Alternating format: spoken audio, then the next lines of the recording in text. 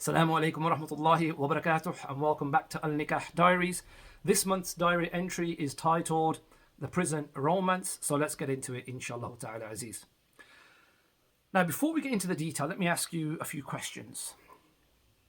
What would you do, or what would you sacrifice for a person that you think you love? Would you give them your time? Would you give them your money? What about your respect and your dignity? Would you be willing to compromise and sacrifice that? Would you be willing to sacrifice your friends or indeed your family? Is there a line that's drawn when people are infatuated? And if you were in such a situation or a scenario, would you be able to see it, should such a line exist? Whilst you're deliberating those points of consideration, let me tell you a story about a young lady who we're going to refer to this month as Asya and her intended fella, Abu Bakr. Asya and Abu Bakr want to get married. In fact, Asya calls us one evening on a winter's night and asks us to perform her nikah.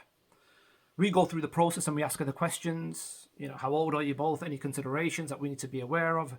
Have you previously been married? Is he currently married? Any parental objections? Yada, yada, yada. All the general questions that we ask to ensure that we can actually perform the nikah, or that we're willing to perform the nikah. And let's just say that Asya and Abu Bakr are in the late teens, early 20s, which is always a point of consideration when people that young are contacting us to perform their nikah. We always want to know, I suppose, a little bit more detail, particularly around parental support, because that's a big decision to make, it's a big commitment to undertake. Do you have the support of your families to do so? And it materialized that Asya didn't.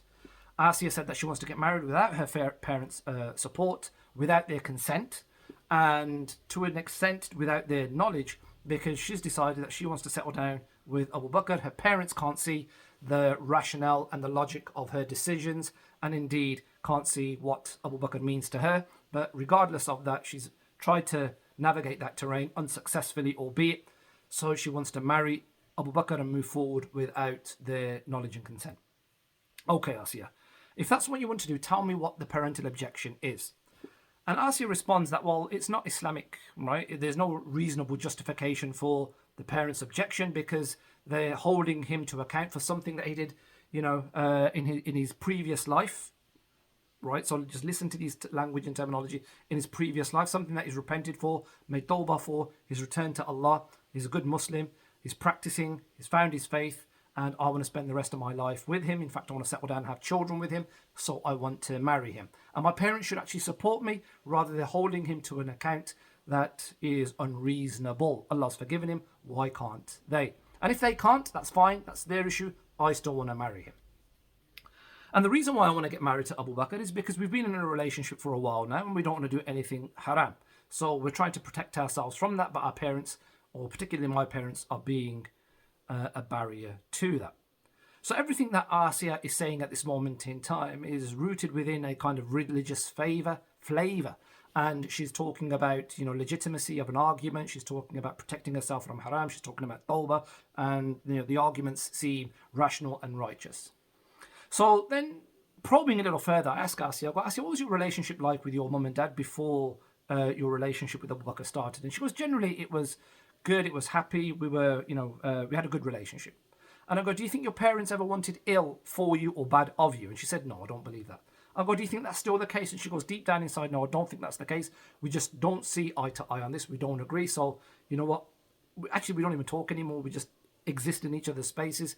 But I want to move out. I want to get married. I want to settle down with Abu Bakr. And I thought, right, okay. I go, so tell me, you mentioned that Abu Bakr had somewhat of a checkered past. What's the issue? What's their objection? She goes, brother, he was in trouble with the police. He had what's it called? He got, kind of brushed with the law, so to speak. And as a result of that, they don't look favourably upon him. And I go, okay, so this brush with the law, tell me a little bit more about that. And after probing, she materialises, or she discloses that Abu Bakr was actually arrested, charged and convicted for possession of controlled substances with intent to supply. So essentially, a drug dealer. Not a drug user or a casual user, not caught in possession, but caught in possession with intent to supply. And as a consequence of that, what happened? He went through the judicial process and then he was charged and convicted at the end of it.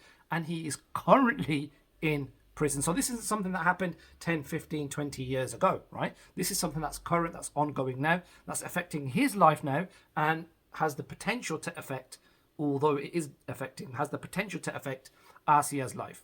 But it's already affected her life, as we mentioned before, because of the fractured relationship with her parents. So Abu Bakr's currently in prison. And I asked Asya, well, listen, what's the best case scenario? What's the worst case scenario in relation to Abu Bakr and how long he's spending in prison? And she goes, well, brother, we had some legal advice, and best case scenario is looking at just over 4 years. Worst case scenario is looking at in excess of 8. And I thought, wow, subhanAllah. The situation that you're in at this moment in time isn't something of historical relativeness. It's current and it's happening right now. The person that you want to marry, right, isn't going to be in your space. You're marrying an illusion of what you think you want, because he's not going to be there.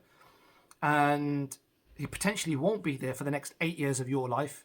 You're in the peak of your youth at this moment in time. You're talking about making memories and settling down. How do you propose to do that with somebody who isn't there? And how do you propose then to do that with somebody who then comes out of prison, should they come out after 4, 5, 6, 7 or 8 years? And then you have the challenges of life bearing down when you're trying to, start a family, set up the rest of your life, and, just navigate life in general with a criminal record in tow. All right, forget the stigma. I'm talking about the practicalities of just trying to get somewhere to rent, disclosing, the offence on pretty much every job application that you'll apply for. The practicalities of what you actually want, right? How do you propose to navigate those? And on that basis, do you not think that your parents have a legitimate objection? How would you feel if your daughter came home and said to you that, Mum, I've found a guy that I want to marry. He's currently in prison. He's going to be in prison for the next 4, maybe 8 years. But this is the guy that I love. This is the guy that I want to marry. And despite all of that, kind of positing and posturing, in terms of arguments and thinking about alternative perspectives, she still argued that, listen, if my daughter came home and said that this is the guy that she wants to marry, irrespective of what he's done, I would support her in her decision. And often you see this with people that are trying to validate their own positions, and it's, I suppose, reflected within the arguments that she made at the very start of the phone call, where she was saying that he's redeemed himself, he's repented, he's made tawbah, all of which he may have done, but it doesn't mean that the wali still doesn't have the right to legitimate right to object, because of the situation that the daughter wants to potentially put herself in that will compromise her and her long-term future and her stability. Legitimate objections. But despite all of that, she still said that, you know what, I want to go ahead with it, and if it was my child, I would support them. And herein is the challenge, right? What would you be willing, and it comes back to the question that I asked you at the beginning, what would you be willing to sacrifice for a person that you think you love? Would you be willing to sacrifice your time, your effort, and your money? Would you be willing to sacrifice your self-respect? Would you be willing to sacrifice your friends and your family? And it's not only that with this particular case of Asya and Abu Bakr. She sacrificed more than that, because she became one of Abu Bakr's drug runners, right? And she ended up getting arrested, charged, and was currently on bail at the time that I spoke to her, pending a court case for handling a controlled substance.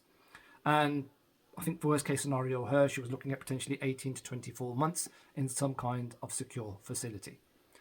And that's I suppose, the craziness of this situation, that a person that came into her life was able to disrupt her life to such a degree that not only was she able to fracture the relationships with her parents, arguably one of the most important relationships in her life, but it also criminalized her by getting her involved in pushing his nonsense out on the streets. So he became a criminal as a consequence of this. She became a criminal as a consequence of this. Yet she was so infatuated, she still wanted to marry him and settle down and sacrifice her friends, her family, and her parents in order to do so. What an incredibly, incredibly crazy world that we live in. It's not always easy to see the wood from the trees when you're that deeply infatuated, but it's so, so important to make sensible decisions as you navigate through this life and listen to the critical voices that may seem like voices of dissent, but offer you such valuable perspectives in relation to the life decisions that you make. Getting married is one of the most important decisions that you will ever make. make sure you make a sensible decision.